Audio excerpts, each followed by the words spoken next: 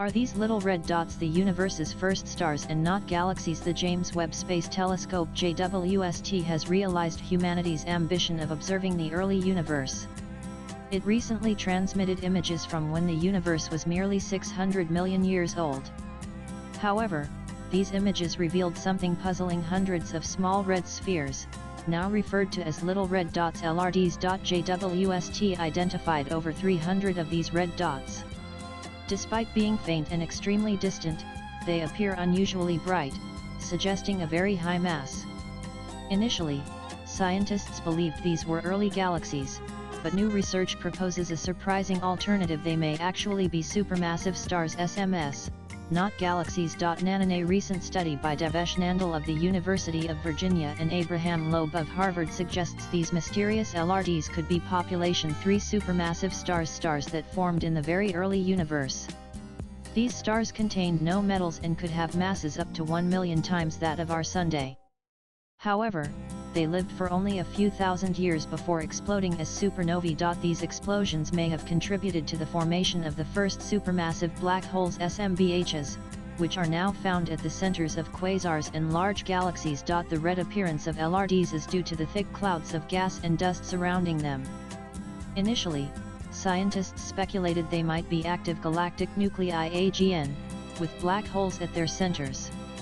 However, key differences such as the absence of X-ray emissions, a flat infrared spectrum, and minimal light variation challenged that theory, prompting researchers to consider alternative explanations. Nandal and Loeb created a model of a metal-free supermassive star with a mass of 1 million suns.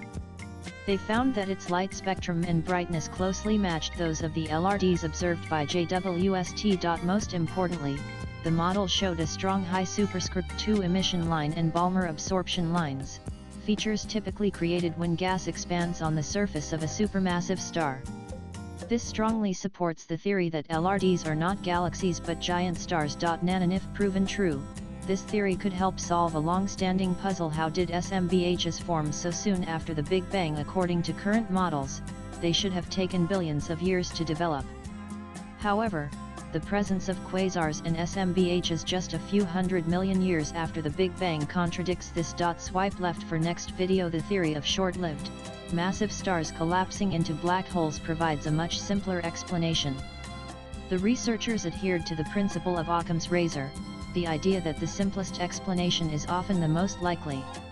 While the AGN theory requires multiple complex assumptions, the SMS model explains all the observed features straightforwardly. Nevertheless, scientists emphasize that this is still a developing theory. Further telescopic observations and improved modeling will be necessary to confirm whether these little red dots are indeed ancient supermassive stars.